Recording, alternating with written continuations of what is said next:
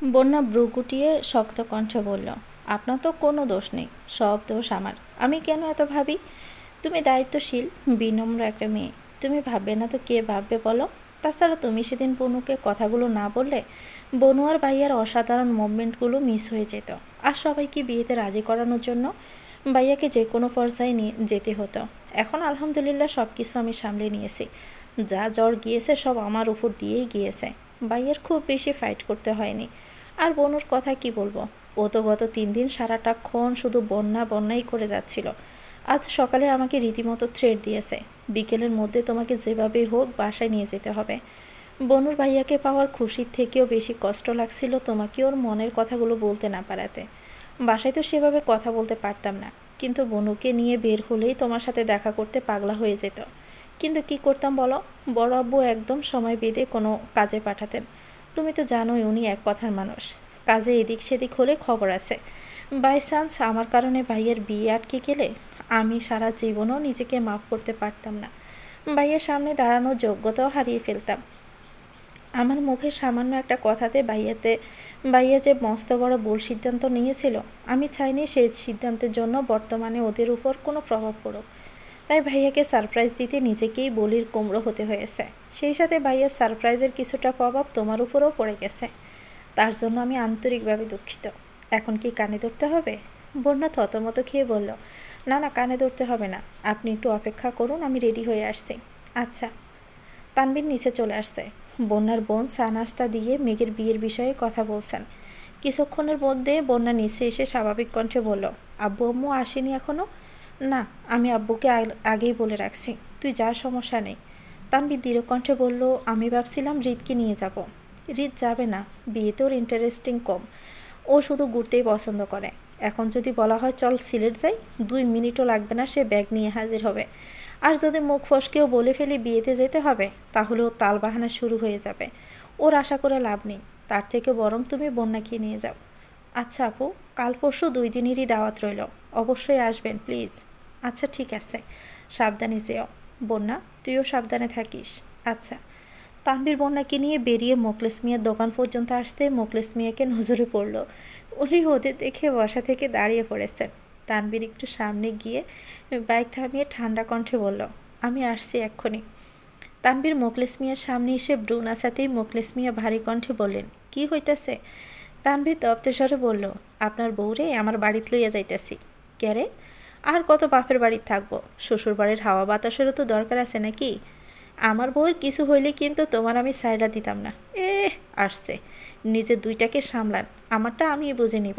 আপনাকে শুধু জানাতে আসছিলাম, এখন আসি। বন্যাকে নিয়ে বাসায় আসতে আসতে সন্ধ্যায় পার হয়ে গেছে। আবিরদের পুরো বাড়ি লাল, গোল্ডেন, বেগুনি, সবুজ, নীল রঙের আলোকসজ্জায় ঝলমল করছে। বাসার সামনে বিশাল আকৃতির গেটে বড় করে আবির মেঘের নাম লেখা। বন্যা মন্ত্রমুগ্ধ নয়নে তাকিয়ে আছে। মেঘের 2 বছরের অনাবিল ভালোবাসার পূর্ণতা পেতে যাচ্ছে। গেট পার হতে মোজাম্মেল খান আর আলী আহমদ খানের সাথে দেখা।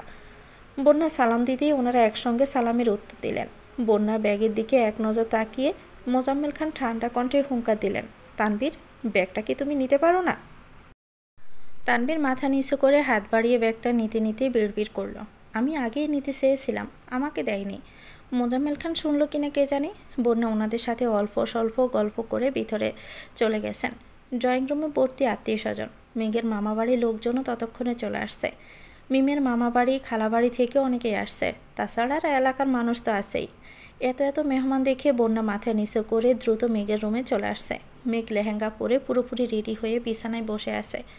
বন্যাকে একের পর এক মেসেজ দিচ্ছে, বারবার কল দিচ্ছে। হঠাৎই বন্যা কোমল কণ্ঠে ডাকলো, ননদিনী। মেঘ চোখ তুলে তাকিয়ে বন্যাকে দেখে ছুটে গিয়ে বন্যাকে জড়িয়ে ধরে আবেগজড়িত কণ্ঠে বলতে শুরু করলো, আমার খুব কান্না পাচ্ছিল, তোকে বারবার কল দিচ্ছি, মেসেজ করছিলাম, তুই রেসপন্সে করছিলি না। আমি ভাবছিলাম তুই বোধহয় আসবেই না। এই আনন্দের দিনে তুই আমার পাশে না থাকলে আমার সব আনন্দ মাটি হয়ে যেত। তুই বিশ্বাস করবি না, বড় আব্বু আমার ফোন নেওয়ার পর থেকে তোর সাথে একটু কথা বলার জন্য আমি যে কী পরিমাণ ছটফট করেছি, অন্য কারো ফোন দিয়ে কল দেওয়ার মতো অবস্থা ছিল না। বড় আব্বু 3 দিন অফিসেও যাননি, সারাক্ষণ বাড়িতে ছিলেন। ফেসিয়াল করতে পাঠানো, শপিংয়ে পাঠানো থেকে শুরু করে আমার খাওয়া, রেস্ট সবও দিয়েই উনি নজরদারি করেছেন। আমি সুযোগ পেলে ভাইয়াকে তোর কথা জিজ্ঞেস করতাম, ভাইয়া কবে নিজের মনের কথা আমাকে বলবে আমি সে আশা পর্যন্ত করিনি। সকালে ভাইয়াকে বলেছি যদি তোকে আনতে না পারে তাহলে যেন সে আজ বাসায় না আসে। বন্যা মোলায়েম কণ্ঠে বলল, সবই আমি বুঝতে পেরেছি, কোনো সমস্যা নেই। তুই যে বিপদে ছিলি এটা ঠিকই বুঝতে পারছিলাম, কিন্তু আমার রাগ উঠেছিল তোর ভাইয়ের উপর। উনি মেসেজে রিপ্লাই করে না, ফোন নাম্বার ব্লক করে রেখেছিল হুট করে। আজ কল দিয়ে বলল আগামীকাল বনুর বিয়ে। এই কথা শোনা মাত্রই আমার মেজাজ অতিরিক্ত খারাপ হয়ে গেছিল। যে সে ফোন সাইলেন্ট করেছিলাম এখনও ওভাবেই আছে। সেসব ভেবে এখন মন খারাপ করে সাজ নষ্ট করতে হবে না বেবি। মেঘ বন্যাকে ছেড়ে আদুরে কণ্ঠে জিজ্ঞেস করলো, আমাকে কেমন লাগছে বেবি? আমি আর উত্তর দিব না। আজ থেকে যত কমপ্লিমেন্ট দেওয়ার সব আমার বাঁশুরি দিবে। ওনার নির্লজ্জ মাখা কমপ্লিমেন্ট শোনার কোনো ইচ্ছে আমার নেই। উনি এখন আর আগের মতো নেই। তানভীর গলা খাঁকড়ি দিয়ে আস্তে করে বলল, এই যে ব্যাগটা, মামা মামিদের সাথে কথা বলতে বলতে দেরি হয়ে গেছে। মেঘ আহ্লাদি কণ্ঠে বলল, ধন্যবাদ ভাইয়া, লাভ ইউ। থাক, এখন আর ভালোবাসা দেখাতে হবে না, দিছিলে তো বাসা থেকে বের করে। তোর বান্ধবীর রাগ না কমলে আমি এখন মোকলেশ দাদার দোকানে সিঙ্গারা বেচতাম। মেঘে ফিক করে হেসে উঠল।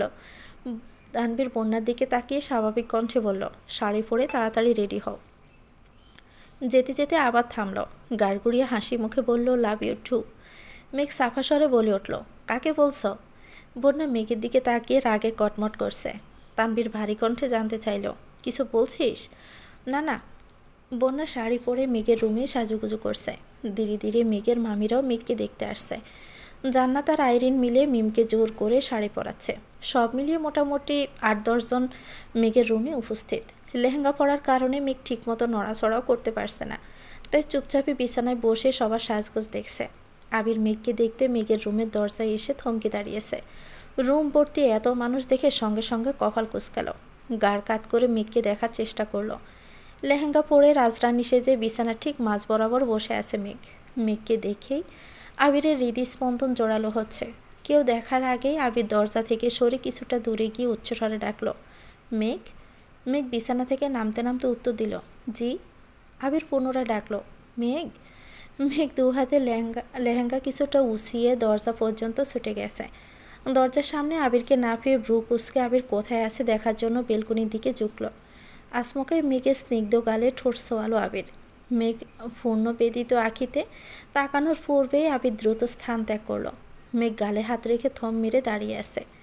বুকের ভিতর হৃৎপিণ্ডটা পিটপিট করছে। আবিরের অযাচিত কর্মকাণ্ডগুলো মেঘকে নাজেহাল করে দিচ্ছে। মেঘ পুনরায় রুমে চলে গেছে। আবির সিঁড়ি দিয়ে নামতে নামতে ব্যস্ত কণ্ঠে বলল, প্রোগ্রাম কখন শুরু হবে? আলী আহমদ খান ছেলের দিকে তাকিয়ে শক্ত কণ্ঠে বললেন, একটু ধৈর্য রাখো। 14 মিনিট 23 সেকেন্ড যাবৎ ধৈর্য ধরে বসে আছি। আর কত? আপনাদের বেশি দেরি হলে আমি কি মেঘকে নিয়ে প্রোগ্রাম শুরু করে দিব? আলী আহমদ খান গুরুগম্ভীর কণ্ঠে বললেন, 10 মিনিটের মধ্যে প্রোগ্রাম শুরু হবে, যাও এখন। আবির বিড়বিড় করতে করতে যাচ্ছে, 5 মিনিট হলে ভালোই হতো। আলী আহমদ খান আবিরের দিকে কয়েক সেকেন্ড তাকিয়ে থেকে হঠাৎই তপ্ত স্বরে মোজাম্মেল খানকে ডাকলেন। মোটামুটি 5 থেকে 7 মিনিটের মধ্যে প্রোগ্রাম শুরু হয়েছে। সম্পূর্ণ ছাদ জুড়ে লাইটিং, বিশাল আকৃতির স্টেজ করা হয়েছে। ক্যামেরাম্যানরা আবির মেঘের ছবি তোলায় ব্যস্ত। আইরিন, মিম নাচের প্রিপারেশন নিচ্ছে। তানভীর, সাকিব সবাইকে ঠিকঠাক মতো বসাচ্ছে। গানের লিস্ট ঠিক করছে। নিচে মেন গেটের বাহিরে বিরিয়ানি রান্না হচ্ছে। মোজাম্মেল খান নিচ থেকে আবিরকে কল দিচ্ছেন, তানভীরকে। তানভীর কল রিসিভ করে আসছি বলে দ্রুত নামতে গেল। আসমকাই বন্যাকে সিঁড়ি দিয়ে উঠতে দেখে থামার চেষ্টা করলো। বন্যার পরনে ওয়ার্ল্ড রঙের শাড়ি, প্রথমবারের মতো চুল ছেড়ে গর্জিয়াস লুকে সেজেছে। অনারম্বর মেয়েটার এই চোখ ধাঁধানো সাজ বিমোহিত তানভীর।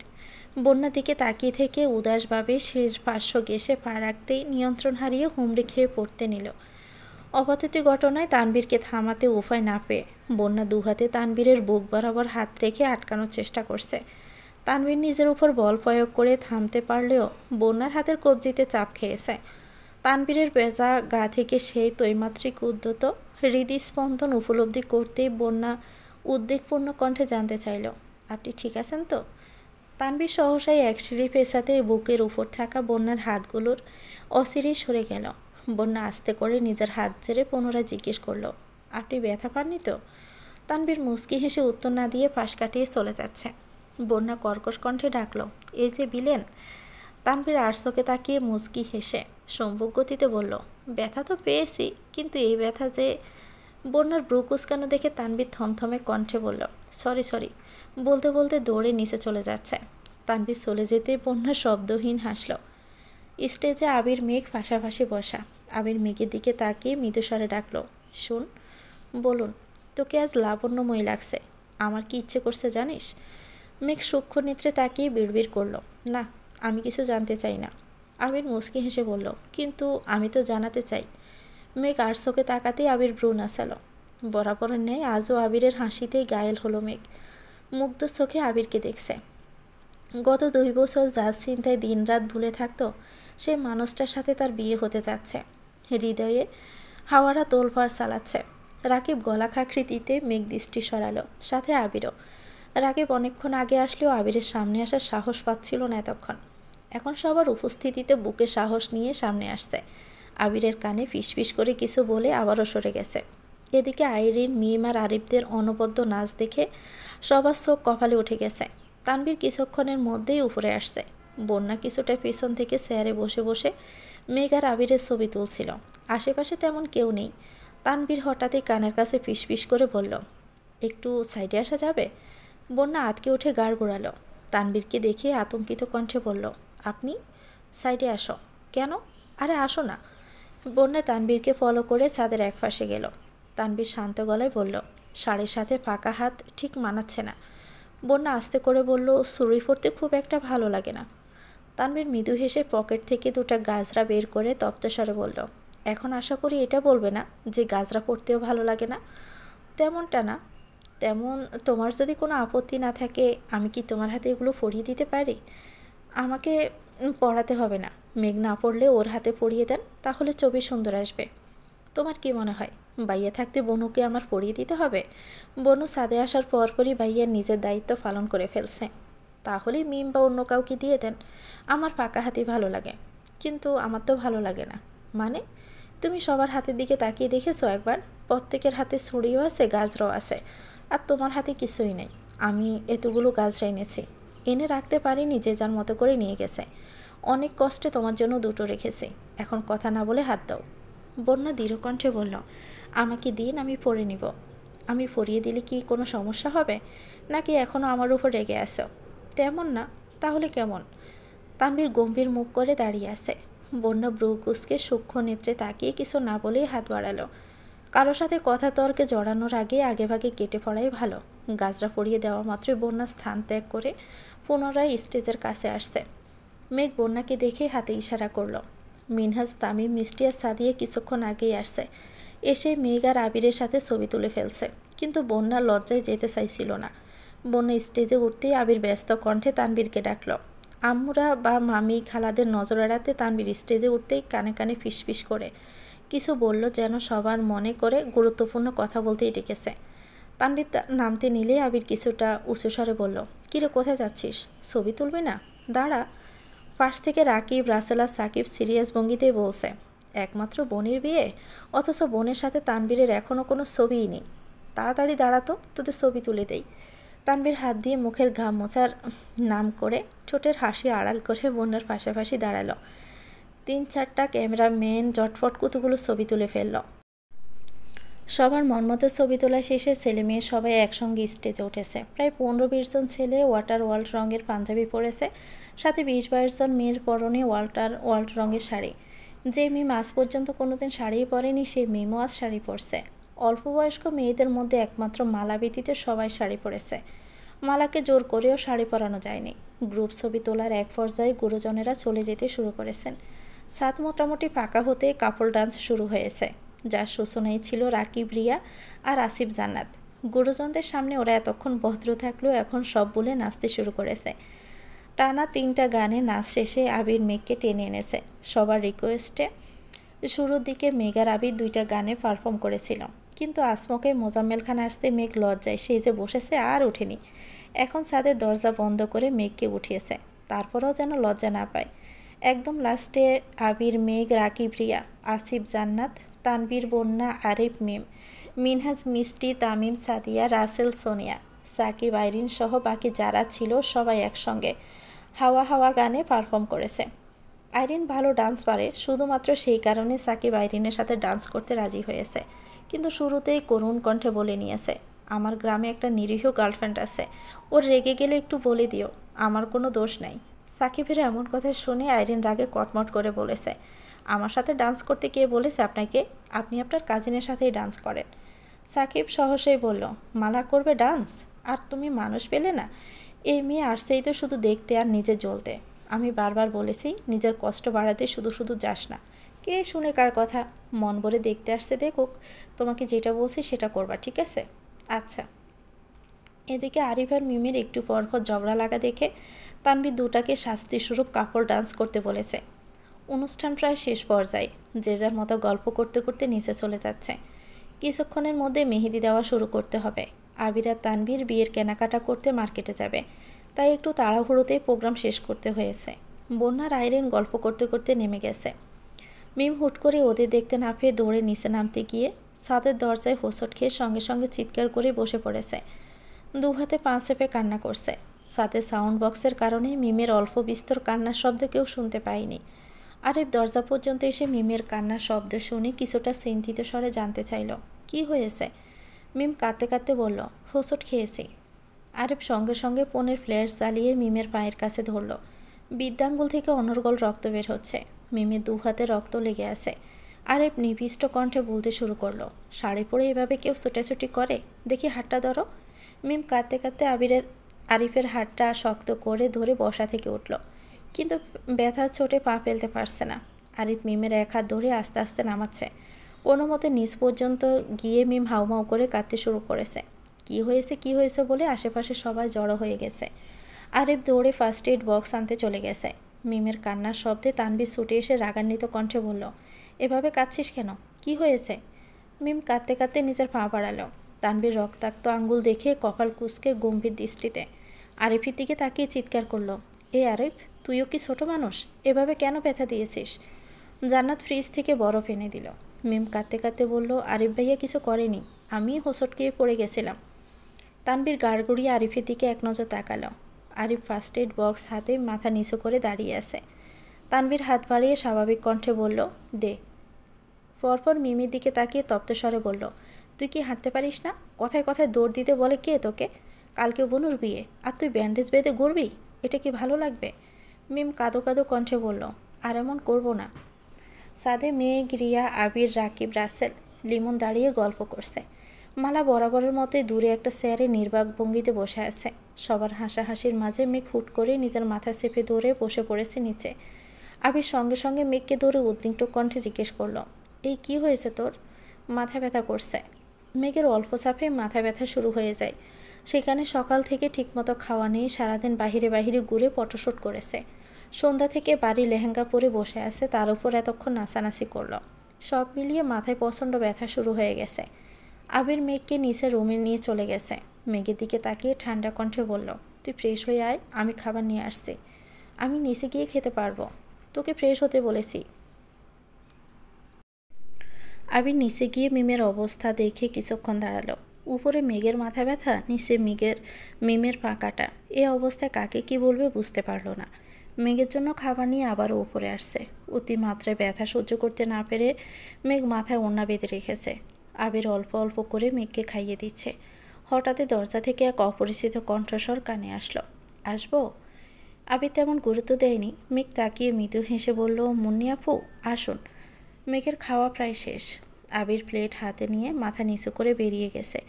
মুন্নি মেঘের দিকে তাকিয়ে উদ্বিগ্ন কণ্ঠে বললেন, মাথায় ওড়না বেঁধে রেখেছো কেন? মাথা ব্যথা? হ্যাঁ, সারাদিন ঘুরতে ঘুরতে আর পারছি না। আপু, আপনি এত দেরি করে কেন আসলেন? আপনাকে না বলেছিলাম সন্ধ্যায় আসতে?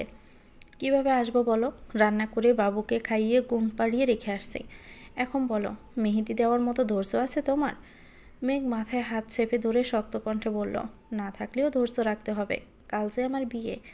মুন্নি মুচকি হেসে মেহেদি দেওয়া শুরু করলো। মেঘদের এলাকায় মুন্নি এখন সুপরিচিত মুখ। বউ সাজাতে যেমন এক্সপার্ট, তেমনি মেহেদি দিতেও এক্সপার্ট। ওনার নিজস্ব পার্লার আছে, প্রায় অনেক বছর হবে। মেঘদের বাসার সবার সাথে মোটামুটি ভালো সম্পর্ক। আগে একসময় ঈদে বাসায় এসে মেঘকে মেহেদি দিয়ে যেত। এখন কয়েক বছর যাবৎ আসতে পারেন না, কারণ ওনার বাবুর 5-7 বছর বয়স। তাছাড়া পার্লারের সাফেও তেমন সুযোগ পায় না। মেঘের মাথা ব্যথা শুনে কেউ আর মেঘের রুমে আসা সাহস করেনি। সবাই মিমের রুমের বসে মেহেদি দিচ্ছে। আবির ফ্রেশ হয়ে একটা ফুল হাতা টি শার্ট পরে মোটামুটি রেডি হয়ে ওষুধ নিয়ে মেঘের রুমে আসছে। ততক্ষণে মেঘের এক হাতে অর্ধেক মেহেদি দেওয়া হয়েছে। আবির মেঘের দিকে তাকিয়ে শীতল কণ্ঠে বলল, ওষুধ খেয়েছিস? না। আবির কপালে আলতোভাবে হাত রেখে উষ্ণ স্বরে জানতে চাইল, বেশি ব্যথা? আবির একটা ওষুধ খুলে মেঘকে খাইয়ে আকুল কণ্ঠে বলল, টেনশন করিস না, কিছুক্ষণের মধ্যেই কমে যাবে। মুন্নি আপু 2-3 বার আবিরের দিকে তাকিয়েছে। আবির গ্লাস টেবিলে রাখতে রাখতে শান্ত স্বরে বলল, আমি শপিংয়ে যাচ্ছি, তোকে ছবি পাঠাবো, ফোন কাছে রাখিস। আচ্ছা। আবির যেতে নিয়ে আবারও থমকালো। মেঘের হাতের দিকে তাকিয়ে মোলায়েম কণ্ঠে বলল, আপু নামের জায়গাটা ফাঁকা রাখবেন, আমি এসে নাম লিখে দিব। মুন্নি আবিরের দিকে স্পষ্ট দৃষ্টিতে তাকিয়ে হেসে বলল, ঠিক আছে ভাই, তোমার নাম তুমিই লিখে দিও। আবির রুম থেকে বেরিয়ে গেছে। মুন্নি মিটিমিটি হাসছে আর মেঘকে মেহেদি দিয়ে দিচ্ছে। মেঘ কিছুক্ষণ পর্যবেক্ষণ করে উদ্বিগ্ন কণ্ঠে জিজ্ঞেস করলো, আপু আপনি হাসছেন কেন? এমনিতেই হাসি পাচ্ছে। আপনি কি আবির ভাইকে নিয়ে হাসছেন? মাত্র যে আসছিল তার নাম কি আবির? জি। মুন্নি কপালে কয়েক স্তর ভাঁজ ফেলে গুরুতর কণ্ঠে বলে উঠল, ওর অন্য একটা নাম আছে না? আছে, কিন্তু সবাই তো এই নামেই চিনে। অন্য নামটা কি? সাজ্জাদুল খান। ইয়েস, সাজ্জাদ, মনে পড়েছে। কি হয়েছে আপু? আপনি কি ওনাকে আগে থেকেই চিনেন? কিন্তু উনি তো এত বছর দেশের বাইরে ছিল, আপনি কিভাবে চিনবেন? মুন্নি মলিন হেসে জিজ্ঞেস করলো, সে তোমাকে খুব ভালোবাসে তাই না? অনেক ভালোবাসে। তোমাদের রিলেশনের বিয়ে? জি, মোটামুটি। কত বছরের রিলেশন? জানি না। আমি ওনাকে 2 বছর যাবৎ পছন্দ করি, কিন্তু ওনারটা জানি না। আমি যদি ভুল না করি, সাজ্জাদ মানে তোমার আবির ভাই তোমাকে কমপক্ষে 15 বছর ধরে পছন্দ করে। আর সেটা শুধু পছন্দ না, যাকে বলে পাগলের মতো ভালোবাসা। মেঘ নির্বাক চোখে তাকিয়ে জিজ্ঞেস করলো, আপনি কিভাবে জানবেন? একটা গল্প শুনবে? জি। আজ থেকে প্রায় 15-16 বছর আগের কথা। তখন আমার নতুন বিয়ে হয়েছে, বছর খানেক হবে হয়তো। আমি আগে থেকে পার্লারের কাজ টুকটাক জানতাম, তাই আমার হাজব্যান্ড বাসাতেই পার্লার খুলে দিয়েছিল। তখনও তেমন কেউ আমাকে চিনত না। হালকা পাতলা মেকআপ, ফেসিয়াল আর টুকিটাকে মেহেদি দিয়ে দিতাম। হঠাৎ একদিন খেয়াল করলাম একটা ছেলে আমাদের বাসার অপর পাশে দাঁড়িয়ে আমাদের বাসার দিকে তাকিয়ে আছে। ছেলের বয়স 12-13 বছরের বেশি হবে না। আমি তেমন একটা গুরুত্ব দিলাম না। টানা 5-7 দিন খেয়াল করে দেখলাম ছেলেটা প্রতিদিন প্রায় ঘন্টা 2 বাসার অপর পাশে দাঁড়িয়ে থাকে। সপ্তাহখানেক পর আমি একদিন আমার শাশুড়িকে ছেলেটার ব্যাপারে জিজ্ঞেস করলাম। তখন আমার শাশুড়ি বললেন, ওই ছেলেটা আমার সাথে দেখা করার জন্য প্রতিদিন ঘন্টার পর ঘন্টা দাঁড়িয়ে থাকে। যেহেতু আমি তখন নতুন বউ, তাই আমার শাশুড়ি কোনোভাবেই ছেলেকে আমার সাথে দেখা করতে দিলেন না। আর ছেলেটাও এত ভদ্র যে আমার শাশুড়ি না করার পর কোনো দিন দ্বিতীয়বার কিছু বলতো না। আমি আমার হাজব্যান্ডকে বিষয়টা জানাই। তারপর আমার হাজব্যান্ডকে নিয়ে একদিন ওই ছেলেটার কাছে যাই। ছেলেটা আমাকে দেখে আকুল কণ্ঠে জিজ্ঞেস করছিল, আপু আপনি কি মেহেদি দিতে পারেন? আমি তার কথা শুনে কিছুটা বিরক্ত হয়েছিলাম। একটা ছেলে 1 সপ্তাহ ধরে দাঁড়িয়ে থাকার পর জিজ্ঞেস করছে আমি মেহেদি দিতে পারি কি না। তারপর আমি ঠান্ডা কণ্ঠে উত্তর দিলাম, মোটামুটি পারি। কেন? দুজনকে মেহেদি দিয়ে দিতে পারবেন? হ্যাঁ পারবো, কিন্তু মেয়ে হতে হবে আর আমার পার্লারে আসতে হবে। ছেলেটা নরম স্বরে বলেছিল, তারা আসতে পারবে না, আপনি বাসায় গিয়ে মেহেদি দিয়ে আসবেন প্লিজ। আমার হাজব্যান্ড কিছুটা রেগেই বলেছিল, এই ছেলে তুমি কি ফাজলামো করতে আসছো? আমার ওয়াইফ কোথাও যাবে না, তুমি যাও এখান থেকে। আমার হাজব্যান্ডের দমক খেয়ে ছেলেটার চোখে পানি চলে আসছিল। আমি অবাক চোখে ছেলেটাকে দেখছিলাম। ছেলেটা তার ব্যাগ থেকে কতগুলো 20, 50, 100 টাকার নোট বের করে আমার হাজব্যান্ডকে দিয়ে বারবার রিকোয়েস্ট করছিল যেন আমি বাসায় যেতে রাজি হই। আমি কৌতূহলবশত জিজ্ঞেস করি, কোথায় যেতে হবে? আমার বাসায়। আমার 2টো বোন আছে, ঈদে তাদের মেহেদি দিয়ে দিবেন প্লিজ। আমি ছেলেটার কথাতে আরও বেশি বিস্মিত হলাম। এইটুকু একটা ছেলে তার বোনদের কত ভালোবাসে যে পার্লার থেকে টাকা দিয়ে তার বোনদের মেহেদি পরাতে নিতে চাচ্ছে। আমার মন কিছুটা গড়লেও আমার হাজব্যান্ড ছিল শক্ত মনের। সে এত সহজে বিশ্বাস করতে পারছিল না। তাছাড়া আমরা যেহেতু শহরে ছিলাম নতুন, তাই সেভাবে কাউকে বিশ্বাস করতেও পারতাম না। আমার হাজব্যান্ড অনেক জোরাজুরি করার পর ছেলের মুখ থেকে সত্যি কাহিনীটা বের করতে সফল হয়। আর সেই কাহিনী কোনো রূপকথার গল্প থেকেও কম না। মেঘ এতক্ষণ পূর্ণ মনোযোগ দিয়ে গল্প শুনছিল। মুন্নি আপু থেমে যাওয়ায় মেঘ কপালে কিঞ্চিত ভাঁজ ফেলে জানতে চাইল, রূপকথার গল্পটা কি আপু? 3-4 বছরের এক রাজকন্যা খেলতে গিয়ে তার খেলার সঙ্গীদের হাতে মেহেদি দেখে বাসায় এসে ঠোঁট ভেঙে মেহেদির জন্য কান্না করছিল। রাজকন্যার আম্মুরা মেহেদি দিতে পারতো না, কিন্তু রাজকন্যা ছিল খুবই জেদি আর অভিমানী। মেহেদি না দিয়ে দিলে খাবে না বলে কান্না করছিল। রাজপুত্র ছিল বাবা মায়ের একমাত্র ছেলে। বোন না থাকায় রাজকন্যাকে নিজের বোনের মতোই ভালোবাসত। ছোট বয়স থেকে বোনকে আগলে রাখার গুরুদায়িত্ব নিজের কাঁধে নিয়েছিল। সব কিছু সহ্য করতে পারলেও রাজকন্যার চোখের পানি সহ্য করতে পারত না রাজপুত্র। বাড়ি ফিরে বোনের চোখে পানি দেখে আটকে উঠেছিল, কারণ জানার পর সঙ্গে সঙ্গে ছুটে গিয়ে মেহেদি কিনে নিয়ে আসছিল। কাঁপা কাঁপা হাতে সে রাজকন্যার কোনো অবধি মেহেদি দিয়ে দিয়েছিল। তখন থেকে কিছুদিন পর পর মেহেদির জন্য বায়না ধরত, আর সেই বায়না পূরণ করত রাজপুত্র।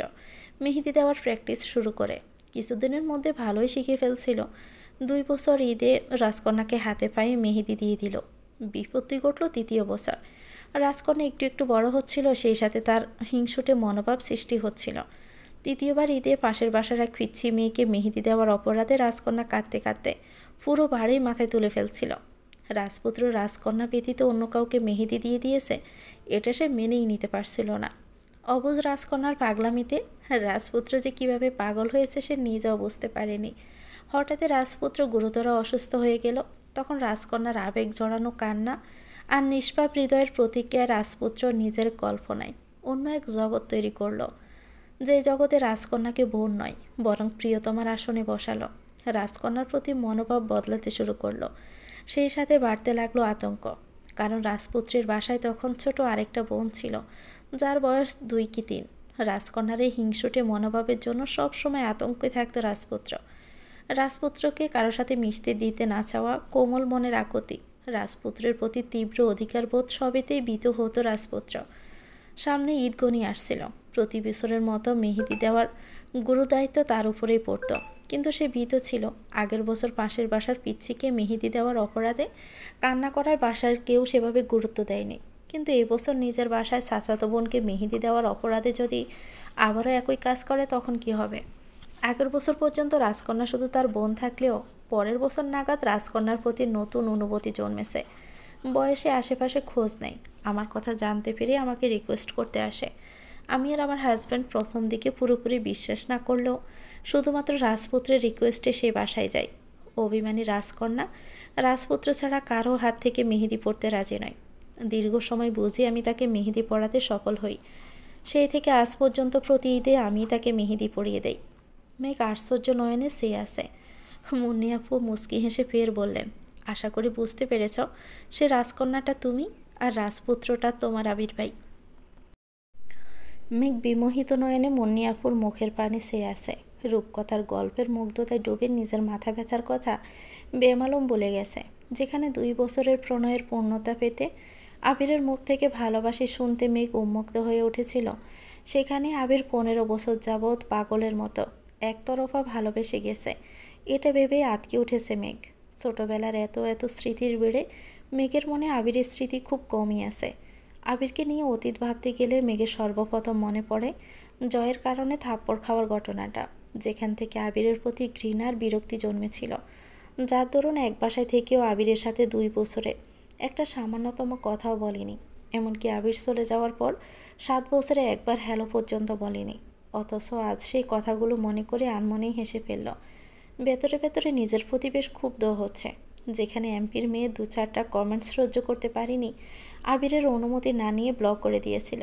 মালা 2 দিনের আলগা ভালোবাসা সহ্য করতে পারেনি, সেখানে জয়ের সাথে বন্ধুত্বের কারণে আবিরের থাপ্পড় মারাটা মেঘের কাছে আজ অযৌক্তিক মনে হচ্ছে না।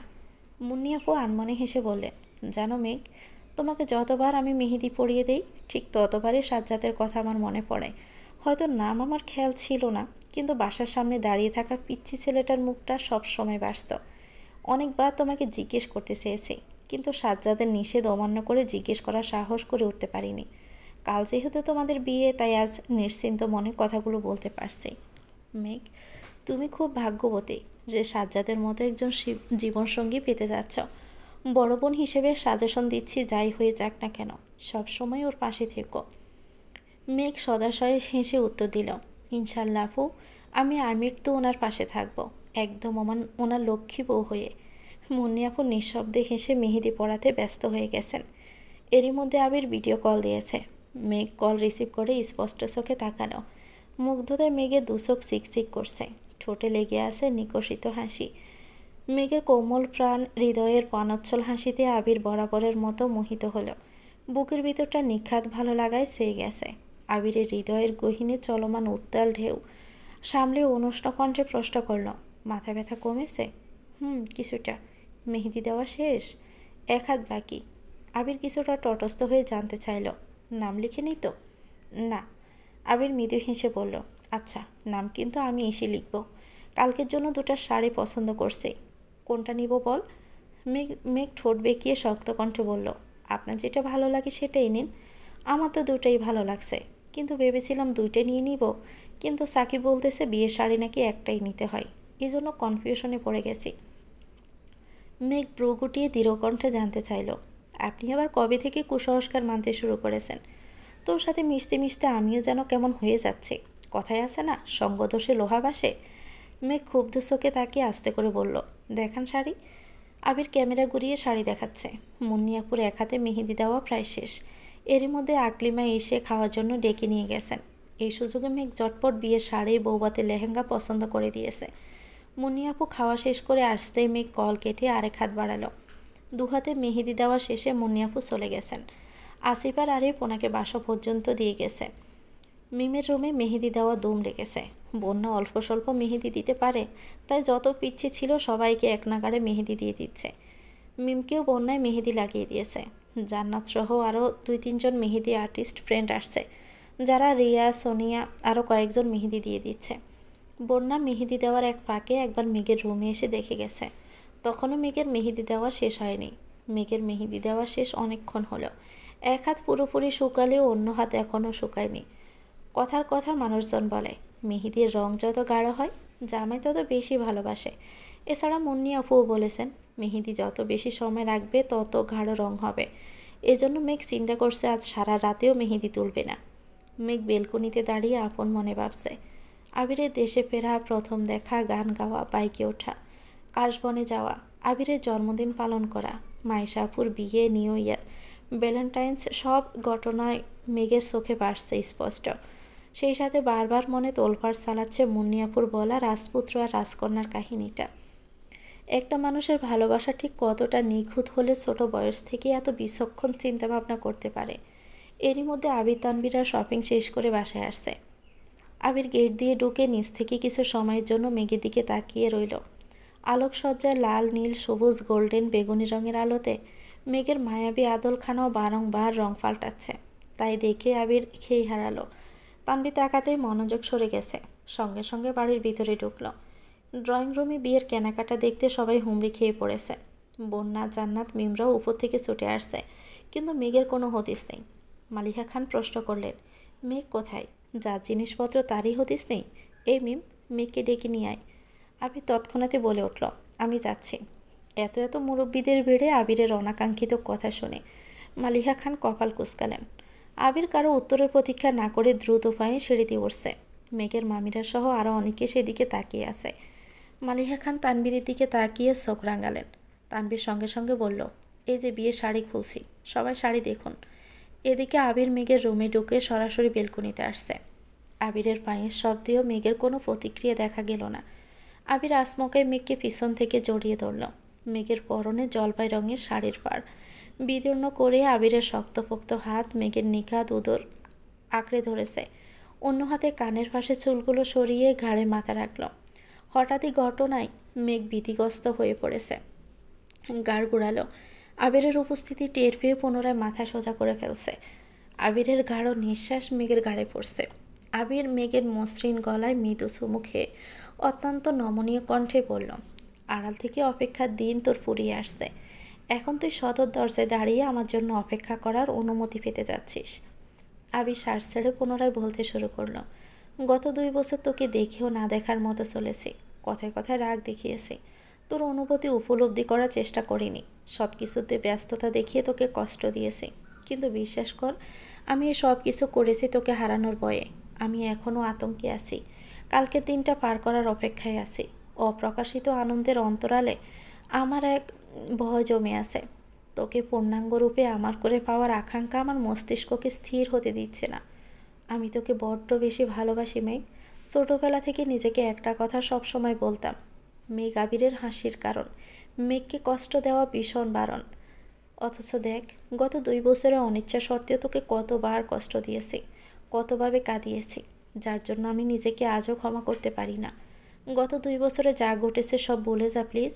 আজ এই মুহূর্ত থেকে আমরা নতুন জীবন শুরু করতে যাচ্ছি, যে জীবনে কেউ কাউকে ইচ্ছেকৃত কাঁদাবো না, কষ্টও দিব না। প্রতিনিয়ত নবরূপে একে অন্যের প্রেমে পড়ব, আর নতুনভাবে ভালোবাসার সূচনা হবে। তুই রাজি তো? আবির থামতেই মেঘের নাক টানা শব্দ কানে আসছে। মেঘ ফুঁপিয়ে ফুঁপিয়ে কাঁদছে আর ঘন ঘন শ্বাস ফেলছে। আবির মেঘকে ছেড়ে আতঙ্কিত কণ্ঠে বলে উঠল, এই মেঘ, কাঁদছিস কেন? আবিরের হাত থেকেও মুক্তি পেতে মেঘ হঠাৎই আবিরের দিকে ঘুরে আবিরকে জড়িয়ে ধরে কান্না করতে করতে বলছে, আপনিও আমাকে মাফ করে দেন প্লিজ। আমি জেনে বুঝে আপনাকে অনেক কষ্ট দিয়েছি। স্বার্থপরের মতো সবসময় শুধু নিজের দিকটাই চিন্তা করছি। একটাবারের জন্য আপনার আবেগ, অনুভূতি, কষ্ট, খুশি নিয়ে ভাবিনি। আমি মাত্র 2 বছরেই আপনাকে পেতে পাগল প্রায় হয়ে গিয়েছিলাম, অথচ আপনি 15 বছর আমার দেওয়া কষ্ট নীরবে সয়ে গেছেন। আপনার নিগড় প্রেমানুভূতির সামনে আমার 2 বছরের ভালোবাসা আজ ফিকে হয়ে গেছে। আপনাকে যে কী পরিমাণ কষ্ট দিয়েছে, সেই কষ্ট আমি আজীবন ভালোবেসেও পরিশোধ করতে পারবো না। আমি আপনাকে ভালোবাসি, খুব বেশি ভালোবাসি, কিন্তু সেটা আপনার ভালোবাসার কেবলমাত্র 1%। আপনি আমাকে প্লিজ মাফ করে দিবেন। আবির মেঘকে আলতোভাবে জড়িয়ে ধরে মৃদুস্বরে বলল, আপু তোকে সব বলে দিয়েছে? হ্যাঁ, এই জন্যই বলি, মেয়েদের পেটে আসলে কোনো কথা থাকে না। মেঘ আর কিছু বলছে না। আবিরের বুকে মুখ গুজে এক মনে কেঁদেই যাচ্ছে। মেঘের চোখের পানিতে আবিরের টি শার্ট ভিজে গায়ের সঙ্গে লেপটে গেছে। মেঘের দুহাত আবিরের পিঠে থাকায় মেঘের মেহেদি রাঙা হাতের মেহেদি ডিজাইনের অল্প স্বল্প দাগ আবিরের পিঠে লেগে গেছে। মেঘকে কয়েকবার থামতে বলাতেও মেঘ যখন থামছে না, তখন আবির বাধ্য হয়ে উষ্ণ স্বরে মেঘের কানে কানে বলতে শুরু করলো, সমস্যা নেই, তোর 1% আর আমার 99% ভালোবাসার ফলস্বরূপ আমাদের আহিয়ার আগমন ঘটবে। তবুও তুই এভাবে কাঁদিস না প্লিজ। আহিয়ার কথা শুনিয়ে মেঘ লজ্জায় আড়ষ্ট হয়ে আবিরকে ছেড়ে দূরে সরে দাঁড়ালো। আবির তপ্ত স্বরে পুনরায় বলল, তুই বললে কাল থেকে প্ল্যানিং শুরু করি। মেঘ ফুঁস করে বলল, না। আবির সাহসে বলে উঠল, আজকের পর তুই কান্না করলে তোর কোলে আরেকটা কাঁদুনে বাবু ধরিয়ে দিব, তারপর দুজন মিলে কান্না করিস, ঠিক আছে? মেঘ লজ্জায় চিবুক নামিয়ে গলায় ঠেকিয়েছে। আবির মেঘের চোখ মুছে মেঘকে নিয়ে নিচে আসছে। ততক্ষণে তানভীর, সাকিব আর আসিফ মিলে মোটামুটি সব কিছু দেখিয়ে ফেলছে। মেঘ আসতেই মেঘকে পুনরায় দেখানো শুরু করলো। আবির স্থির দৃষ্টিতে মেঘের দিকে তাকিয়ে আছে। আসমকায় রিয়া এসে বিড়বিড় করে ডাকলো, ভাইয়া। আবির নড়ে চড়ে উঠে উত্তর দিল, জি। বাবি হিসেবে বলছি, আপনার বউয়ের ভালোবাসার নিশান আপনার পিঠে লেগে আছে। অন্য কেউ দেখার আগে টি শার্টটা পাল্টিয়ে আসুন। আবির চোখ নামিয়ে বিরু হেসে চটজলদি উপরে চলে গেছে। মেঘ সব জিনিসপত্র মোটামুটিভাবে দেখিয়ে নিয়েছে। অল্প স্বল্প মাথা ব্যথা নিয়ে আবারও কান্না করায় মেঘের মাথা ব্যথা বাড়তে শুরু করছে। ঘুমে চোখ টানছে। মেঘ তড়িঘড়ি করে ঘুমাতে চলে গেছে। আবির ফ্রেশ হয়ে টি শার্ট পাল্টিয়ে যেতে যেতে শুনে মেঘ ঘুমিয়ে পড়েছে। মেয়ে মাইরিনার বন্যা মেঘের রুমের সামনে দাঁড়িয়ে গল্প করছে। আবির ভিতরে যেতে চাইলে ওরা শক্ত কণ্ঠে বাধা দেয়। আবির নির্বাক চোখে তাকিয়ে ভাবছে, কারণ তখনও মেঘের হাতে নিজের নাম লেখা বাকি। মিম আর আইরিন আবিরকে কোনোভাবেই রুমে ঢুকতে দিবে না। তাদের শর্ত একটাই, আবির যদি মেঘের হাতে নিজের নাম লেখে তাহলে আবিরের হাতে ওরা মেঘের নাম লিখে দিবে। আবিরের মেহেদি দেওয়ার কোনো ইচ্ছে ছিল না, কিন্তু মেঘের হাতে নাম লিখতে হবে শুধুমাত্র সেই কারণে তাদের শর্ত মেনে নিয়েছে। আবির ঘুমন্ত মেঘে দুহাতে অতি সন্তর্পণে নিজের নাম লিখে দিয়েছে। তারপরে আইরিন আর বন্যা আবিরের দুহাতে মেঘের নাম লিখতে শুরু করেছে। বিছানায় মেঘ ঘুমাচ্ছে, তাই ওরা সবাই ফ্লোরে চাদর বিছিয়ে বসেছে। তানভীর আবিরের রুমে যাচ্ছিল। আসমকায় মেঘের রুম থেকে আবিরের কণ্ঠস্বর শুনে থমকে দাঁড়ালো। দরজা থেকে উকি দিয়ে বলল, আমি কি আসতে পারি? আইরিন বন্যার দিকে এক পলক তাকিয়ে হেসে বলল, কাউকে না জ্বালালে আসতেই পারো। তানভীর ভিতরে ঢুকে আইরিনের মাথায় একটা গাঁটটা দিল। আবিরের হাতের দিকে তাকিয়ে উদাস ভঙ্গিতে বলল, আজ আমার বিয়ে নয় বলে কেউ একবারের জন্য মেহেদি দিব কিনা জিজ্ঞেসও করছে না। পোড়া কপাল আমার। বন্যা মাথা নিচু করে মৃদু হাসল। মেয়ে পাশ থেকে আহ্লাদি কণ্ঠে বলল, দেখো বন্যা আপু দিয়ে দিয়েছে। তানভীর ঠোঁট বেঁকিয়ে শক্ত কণ্ঠে বলল, বুঝলাম না, যে কয়েকজনেরই হাত দেখলাম সবাই একজনের নামই বলছে। সে একজন কি পুরো বাড়ির দায়িত্ব নিয়ে নিয়েছে নাকি? ঠিক আছে, দায়িত্ব যখন নিয়েছে আমাকেও দিয়ে দিতে হবে। বন্যা মাথা নিচু করে মনোযোগ দিয়ে মেহেদি দিচ্ছে। তানবীরের কথা শুনেও না শোনার মতো ভান করছে। আইরিন কপাল গজিয়ে রাগী স্বরে বলল, তানবীর ভাইয়া, তোমাকে তো আগেই সাবধান করেছি কাউকে জ্বালাতে পারবে না। তানবীর ভারী কণ্ঠে বলল, আমি কি মেহেদি দিব না? আমাকে কি মেহেদি দিয়ে দিবে না? আবির হঠাৎই গুরুবার কণ্ঠে বলে উঠল, এ আইরিন, তানবীরের হাতে একটা ব্যাঙের ছাতা এঁকে দিত, আর হ্যাঁ, ছাতার নিচে একটা ব্যাঙও এঁকে দিস। মিম, বন্যা আর আইরিন তিনজন একসাথে হেসে উঠল। তানবীর মুখ ফুলিয়ে রাগী চোখে তাকিয়ে বলল, অভদ্র জামাই, বউয়ের বড় ভাইকে যথাযথ সম্মান দেয় না। আবির শক্ত কণ্ঠে বলল, পার্সোনালি দেখা করবেন ভাইজান, আপনাকে একদম সম্মানের চূড়ায় পৌঁছে দিব। আবিরের মেহেদি দেওয়া শেষ। আবির উঠে যেতে যেতে বন্যাকে উদ্দেশ্য করে বলল, এই অবশ ছেলেটাকে একটু মেহেদি দিয়ে দিও। আবিরের কথাটা বলতে দেরি হলেও তানবীরের হাত বাড়াতে আর দেরি হলো না। বন্যা তপ্তস্বরে জানতে চাইল, কি লিখব? তানবীর ভাবছে। মিম পাশ থেকে বলল, ABCD পর্যন্ত লিখে দাও। তানবীর চোখ ঘোরাতেই বন্যা আবারও জিজ্ঞেস করলো, আপনার নাম লিখে দিব? হাতে কেউ নিজের নাম লিখে? তাহলে কি লিখব? তোমার ইচ্ছে। জান্নাত আইরিনকে ডাকছে। আইরিন ওদেরটা দিয়েই চলে গেছে। মিমের ঘুম পাচ্ছে, তাই মিমও গিয়ে মেঘের পাশে শুয়ে পড়েছে। বন্যা তানবীরের হাতে ছোটোখাটো একটা ডিজাইন করে দিচ্ছে। প্রায় শেষ দিকে তানবীর হাতের একটা অংশ দেখিয়ে মোলায়েম কণ্ঠে বলল, এখানে বি লিখে দাও। বন্যার সঙ্গে সঙ্গে ব্রুকুসকে স্পষ্ট দৃষ্টিতে তাকিয়ে প্রশ্ন করল, বি কেন লিখব? আমার ইচ্ছে তাই। আমি পারবো না। কেন পারবে না? এমনি লিখতে বলছি, লেখো। বি মানে কি? বিজি। হোয়াট? আমি খুবই ব্যস্ত, তাই হাতে বিজি লিখে রাখবো। তাতে তোমার কোনো সমস্যা? ডিজাইনারের কাজ ডিজাইন করা, এত কথা বলা নয়। বন্যা একদম ছোট করে বি লিখে দিয়েছে, যাতে করে স্পষ্ট না বাসে। তানবীর নিজের হাতটা ভালোভাবে দেখে আকুল কণ্ঠে বলল, বাহ, তুমি তো খুব বুদ্ধিমতী। বন্যা মনে মনে আওড়ালো, নিজের নামের অক্ষর বড় করে লিখে নিজে পাশার কোনো ইচ্ছে আমার নেই। তানবীর চলে গেছে। বন্যা দরজা বন্ধ করে মেঘের পাশে গিয়ে শুয়েছে। আজ ৩রা ফেব্রুয়ারি, আবির মেঘের বিয়ের দিন। বিয়ে উপলক্ষে শহরের প্রথম সারির একটা কমিউনিটি সেন্টার বুকিং দেওয়া হয়েছে।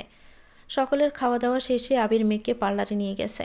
যদিও মোজাম্মেল খান চেয়েছিলেন তানবীর যেন মেঘকে নিয়ে যায়, কিন্তু আবির সেসবে পাত্তা না দিয়ে নিজেই নিয়ে গেছে। মেঘ আজ তেমন কোনো কথা বলছে না, বারবার শুধু হাতের দিকে তাকাচ্ছে। এক হাতে বাংলায় লেখা আবিরের মেঘ, আরেক হাতে লেখা সাজ্জাদুল খান আবির। আবির যেতে যেতে মেঘকে কিছু কাজ আর দায়িত্ব বুঝিয়ে দিয়েছে। মেঘকে নামিয়ে দিয়ে বাসায় ফিরে শাওয়ার নিয়ে আবির রেডি হতে শুরু করলো। আবির কেবল শেরওয়ানিটা পরেছে। এরই মধ্যে আইরিন আর মিম তাদের সাজনি নিয়ে হাজির। গতকাল রাতের মতো আজও তারা আবিরকে সাজাতে চলে আসছে। নামাজের পরপর আবিররা রওনা দিয়েছে। এ পর্যায়ে একবারের মানুষজনই দুই ভাগে বিভক্ত হয়ে গেছে। মেঘকে নিয়ে মোজাম্মেল খান, হালিমা খান, মেঘের মামা বাড়ির আত্মীয় স্বজন, তানবীর, বন্যা, মিম, এমনকি পুপ্পিরাও কমিউনিটি সেন্টারে পৌঁছে গেছে। বিয়ের গেটে দুপক্ষ মুখোমুখি হয়েছে। রাকিব, রাসেল, সাকিব, লিমনরা সবাই আবিরের পাশে। অন্যদিকে তানবীরের কয়েকজন বন্ধু আরিফ, আসিফ, মিম, বন্যা, আইরিন ওরা গেট আটকে দাঁড়িয়েছে। আইরিনদের ডিমান্ড শুনে রাকিব আবিরের দিকে তাকিয়ে মজার ছলে বলে উঠল, নিজের বউ নিজে নিবি, তাও এত ডিমান্ড? আবির পাশ ফিরে রাকিবের দিকে ক্ষুব্ধ চোখে তাকিয়ে অত্যন্ত মোলায়েম কণ্ঠে বলল, ও চাইলে হাসি মুখে জীবনটাও দিয়ে দিতে পারবো, সেখানে তাকে পাওয়ার জন্য এই সামান্য ডিমান্ড এমন আর কি? রাকিব তপ্তস্বরে বলল, আবেগ ছেড়ে বিবেক দিয়ে কথা বলুন। বুঝছি তুই বউ পাগল, বউয়ের জন্য যা খুশি করতেই পারিস, তাই বলে যে যা বলবে তাই? ও শুধু আমার আবেগ না, আমার চিত্ত চাঞ্চল্যের এক ফালি সুখের আবাস। হয়েছে বুঝছি, বজ্জাত ছেলে, তোর জন্য একটু মজাও করতে পারবো না। আবির আর চোখে তাকিয়ে মলিন হাসল। আবির কানে কানে রাকিব কি কিছু বলতে চেয়েছে, কিন্তু রাকিব সে কথা না শুনে আবিরের থেকে কিছুটা দূরে সরে রাগে সরে বলতে শুরু করলো, তোর আর কোনো কথাই আমি শুনছি না। তানবীর মুচকি হেসে বলে উঠল, রাকিব ভাইয়া, তোমার যা মজা করার ইচ্ছে আমার বিয়েতে করো, তোমার বন্ধুর বিয়েতে মজা করার আশা ছেড়ে দাও। তুইও যে তোর ভাইয়ের মতো আচরণ করবি না তার কি গ্যারান্টি আছে? শত হোক, তোদের রক্ত তো একই। আলী আহমদ খান ভিতর থেকে হুঙ্কার দিলেন, গেট থেকে ভেতর পর্যন্ত আসতে এতক্ষণ সময় লাগে তোমাদের?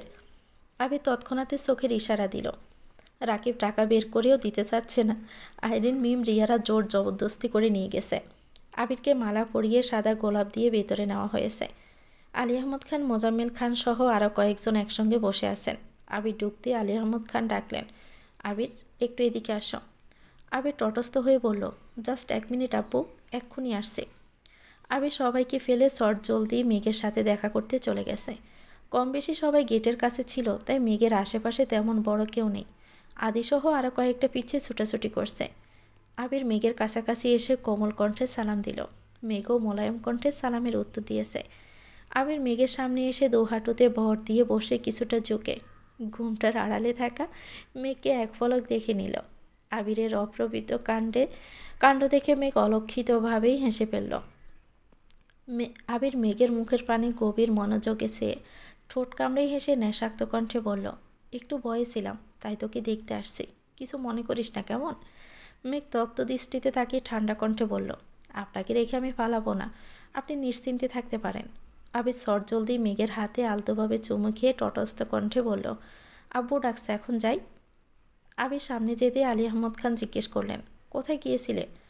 আবির মাথা নিচু করে বিড়বিড় করে বলল, মেঘকে দেখতে। 5 মিনিট কথা বলার জন্য ডেকেছিলাম, এটাও কি তোমার সহ্য হয়নি? আবির নিরুদ্বেগ ভঙ্গিতে বলল, আসলাম তো, এখন বলুন। আবিরের নিরুদ্বেগ ভাবভঙ্গি দেখে মোজাম্মেল খান ঠোঁট চেপে হাসলেন, সাথে আবিরের বড় মামাও মৃদু হাসলেন। তবে আলী আহমদ খান ছেলের কর্মকাণ্ডে বেশ ক্ষুব্ধ। আবির 2-4 মিনিট কথা বলেও আবারও মেঘের কাছে চলে গেছে, কিন্তু ততক্ষণে মেঘের চারপাশে সবাই জড়ো হয়ে গেছে। আবিরের আব্বু, রাকিব, মেঘের আব্বু, তানবীর কাজীর সাথে কথা বলে সব কিছু ঠিকঠাক করছে। মেঘ আবিরের উপস্থিতি তাদের সম্মতি নিয়ে মৌখিকভাবে বিয়ের কাজ শেষ হয়েছে। বিয়ের যাবতীয় কাজ শেষে খাওয়া দাওয়ার পর্ব শুরু হয়েছে। মেঘ, আবির, বন্যা, তানবীর, রাকিব, সাকিব সবাই একসঙ্গে বসেছে। খেতে খেতে টুকটাক খুনসুটি করছে। মিনহাজরা এসেছে অনেকক্ষণ হবে, কিন্তু মেঘের জন্য বন্যা ওদের সাথে ঠিকমতো কথাও বলতে পারছে না। এর কিছুক্ষণ পরেই সিফাত আসছে। আলী আহমদ খান সিফাতকে দেখে এগিয়ে গিয়ে হাসি মুখে কথা বলতে শুরু করেছেন। এদিকে মোজাম্মেল খান বেশ কিছুক্ষণ যাবতীয় চিন্তিত। সিফাত কিছুটা দূরে যেতে মোজাম্মেল খান কিছুটা চিন্তিত স্বরে ডাকলেন, ভাইজান। হ্যাঁ বল। আবিরের মেঘের বিয়ের কাজ কি শেষ? হ্যাঁ, কেন? না মানে কাবিনের কাজটা বাকি রয়ে গেল না? আলী আহমদ খান গুরুবার কণ্ঠে বললেন, ছেলে আমার, মেয়ে তোর। সবচেয়ে বড় কথা, তারা দুজন দুজনকে মন থেকে ভালোবাসে। তুই কাবিন দিয়ে কি করবি? তারপরও যদি তোর মনে হয় তাহলে ঘরোয়াভাবে বসে সেটাই সমাধান করা যাবে। আমি ওইভাবে বলতে চাইনি। আলী আহমদ খান কপাল গুটিয়ে দৃঢ় কণ্ঠে বললেন, বিবাহ সম্পাদনের জন্য বা বিবাহ বৈধ হওয়ার জন্য কাবিননামা অপরিহার্য না। কাবিননামা একটা আইনি বাধ্যবাধকতা মাত্র। প্রাপ্তবয়স্ক দুজন ছেলে মেয়ের সম্মতি নিয়ে সব নিয়মকানুন মেনেই বিয়ে হয়েছে। এত দুশ্চিন্তা করার কিছু নেই। আলী আহমদ খান একগাল হেসে ফের বললেন, এখন খেতে চলো। হ্যাঁ চলো। মেঘের আবিরের ফটোশ্যুট চলছে। বন্যা কাছে দাঁড়িয়ে আছে যেন মেঘের কোনো সমস্যা হলে জটপট যেতে পারে। বন্যার আব্বু, আম্মু, ভাই আর বোন এসেছিল। খাওয়া দাওয়া করে মেঘ আবিরের সাথে কয়েকটা ছবি তুলে কিছুক্ষণ আগেই বেরিয়েছে। ওনারা চলে যাওয়ার খানিক বাদে আসমকাই তানবীর এসে বন্যার পাশ ঘেঁষে দাঁড়ালো। তানবীরকে দেখে বন্যা কিছুটা সরে যাওয়ার চেষ্টা করলো। তানবীর সহসাই শীতল কণ্ঠে বলল, তারপর বলো, তুমি কবে বিয়ে করবে? বন্যা কপাল কুঁচকে বলে উঠল, মানে বিয়ে করবে না? আগে আবির বিয়ে হোক, তারপরে ভেবে দেখব। তানবীর মনমরা হয়ে বলল, ও আচ্ছা। বন্যা বনিতে ছাড়াই প্রশ্ন করল, কেন বলুন তো? তোমার বেস্ট ফ্রেন্ডের বিয়ে হয়ে যাচ্ছে, তোমার খারাপ লাগছে না? খারাপ কেন লাগবে? মেঘ তার প্রিয় মানুষকে বিয়ে করতে পেরেছে, এতে আমি আরও বেশি খুশি। তোমার প্রিয় বলতে মোজাম্মেল খান দূর থেকে উচ্চস্বরে ডাকলেন, তানবীর। তানবীর ভয়ে আটকে ওঠে, ও বাবা বলে তড়িৎ বেগে বন্যার পাশ থেকে সরে গেছে। বন্যা উদ্বেগহীন চোখে তাকিয়ে আনমনে হাসল। বাহিরে তানবীর যতই রাগি রাগি ভাব নিয়ে থাকুক না কেন, বাসার ভিতরে সে একদম আহপাত মস্তক বিতু একটা ছেলে। মিম টেবিলে মাথা রেখে মুগ্ধ চোখে সে আবির আর মেঘকে দেখছে। মেঘের চোখে মুখে লজ্জা লজ্জা ভাব থাকলেও আবিরের চোখে লজ্জার সিটে ফোটাও নেই। নতুন জামাই যেসব গুণাবলী থাকা প্রয়োজন তার একটাও আবিরের মধ্যে নেই। এই একবার মেঘের সাথে দুষ্টমি করছে, আবার তানবীর রাকিবের সঙ্গে দুষ্টমি করছে। ছবি সুন্দর না হলে ফটোগ্রাফের মাথায় গাঁটটা দিয়ে স্টাইল শিখিয়ে দিচ্ছে। মিম সেগুলোই মনোযোগ দিয়ে দেখছে। আরিফ একটা আইসক্রিম মিমের সামনে রেখে মৃদুস্বরে বলল, খেয়ে নাও। মিম মাথা তুলে তাকিয়ে প্রশ্ন করল, আমি কেন খাবো? গরমের মধ্যে আইসক্রিমটা খেলে তোমার ভালো লাগবে তাই নিয়ে আসছি। মিম গম্ভীর মুখ করে বলে উঠল, আমার ভালো কবে থেকে চিন্তা করা শুরু করছো তুমি? যেভাবে এদিক সেদিক হোঁচট খাচ্ছ, চিন্তা না করে কোনো উপায় আছে? মিম মুচকি হেসে আস্তে করে বলল, তুমি ধাক্কা না মারলেই হলো। শেষ বিকেলের দিকে হালিমা খানরা বাসায় চলে আসছেন। মেঘ আর আবিরকে বরণ করার প্রস্তুতি নিচ্ছেন। কাজের ফাঁকে মালিহা খান হঠাৎই প্রশ্ন করে বসলেন, তোর মেয়ের বিয়েতে তুই খুশি তো বোন? হালিমা খান মুচকি হেসে বললেন, একটা কথা বলবো আপা? হ্যাঁ বল। আবিরের সাথে মেঘের বিয়ের ব্যাপারে আমি আরও কয়েকদিন আগেই ভেবেছিলাম। সত্যি? তাহলে আমাকে কেন বলিসনি? কীভাবে বলতাম বলো? এ বাড়ির পুরুষদের কিছু বলতে গেলেও ভয় লাগে, অন্ততপক্ষে বিয়ের বিষয়ে। প্রথমে মেঘের আব্বুকে বলতে চেয়েছি, কিন্তু ওনার ছেলে দেখার তোড়জোড় দেখে আর বলতে পারিনি। তারপর একদিন আকলিমাকে কথার কথা এমনি বললাম, সেই তো বয়স শেষ, আমাকে সঙ্গে সঙ্গে বারণ করেছে যেন তোমাকে কিছু না বলি। আমি সব ভুলে একদিন তোমাকে বলে ফেলতে চেয়েছিলাম, তৎক্ষণাৎই তোমার অতীতের ঘটনা মনে পড়ে গেছিল। আমার উল্টাপাল্টা চিন্তার জন্য বাসায় যেন নতুন কোনো অশান্তি সৃষ্টি না হয়, এজন্য আর কিছু বলিনি। আবিরের আম্মু শীতল কণ্ঠে জানতে চাইলেন, যা হয়েছে ভালোই হয়েছে। ছেলে মেয়ে পছন্দ করেছে, তারা ভাইয়ে ভাইয়ে সিদ্ধান্ত নিয়েছে, এতে আমাদের কোনো হাত নেই। মেঘের আম্মু মুখ ফুলিয়ে শ্বাস ছেড়ে মৃদুস্বরে বললেন, আমার মেয়েটার জন্য একটু ভয় হচ্ছে আপা। কেন? আমি জানি আবির মেঘকে অনেক পছন্দ করে, সারা জীবন আগলে রাখবে, কিন্তু সব কিছুর পরেও আবিরের শরীরে ভাইজানের রক্তই বইছে। তাছাড়া ওর রাগটাও বেশি, রাগের মাথায় মেঘের সাথে যদি খারাপ আচরণ করে। মালিহা খান মলিন হেসে বললেন, এখনই এত ভয় পাচ্ছিস কেন? ওরা তো আমাদের চোখের সামনেই থাকবে, যা হবে দেখা যাবে। সন্ধ্যার আগে আগে আবির মেঘ বাসায় আসছে। ওদের বরণ করে দুধ মিষ্টি খাইয়ে বাকি নিয়মকানুন শেষ করে মেঘকে নিয়ে মালিহা খান ভিতরে চলে যাচ্ছেন। এদিকে আবির ড্রয়িং রুমে দাঁড়িয়ে নির্বাক চোখে তাকিয়ে আছে। সবার পূর্ণ মনোযোগ মেঘের দিকে দেখে আবির ব্রকুসকে প্রশ্ন করল, আমি এখন কি করব? মালিহা খান তপ্ত স্বরে বললেন, তোর যা ইচ্ছে কর গিয়ে। আবির দাঁতে দাঁত চেপে বিড়বিড় করল, বউটাকে দিয়ে গেলে অন্তত দেখতে তো পারতাম। বন্যারা পরের গাড়ি দিয়ে আসছে, তাই একটু দেরি হয়েছে। মিম, আইরিন আর বন্যা গেটের কাছে আসতেই তানভীর গুরুবার কণ্ঠে ডাকল, বন্যা। বন্যাসহ আইরিন আর মিম স্পষ্ট চোখে তাকিয়েছে। তানভীর তৎক্ষণাৎই বলে উঠল, আমি বন্যাকে ডেকেছি। তোদের নাম কি বন্যা? না। তাহলে এভাবে তাকিয়ে আছিস কেন? বন্যা মৃদুস্বরে বলল, কিছু বলবেন? সঙ্গে সঙ্গে মিম, আইরিন একসঙ্গে বলে উঠল, কিছু বলবা?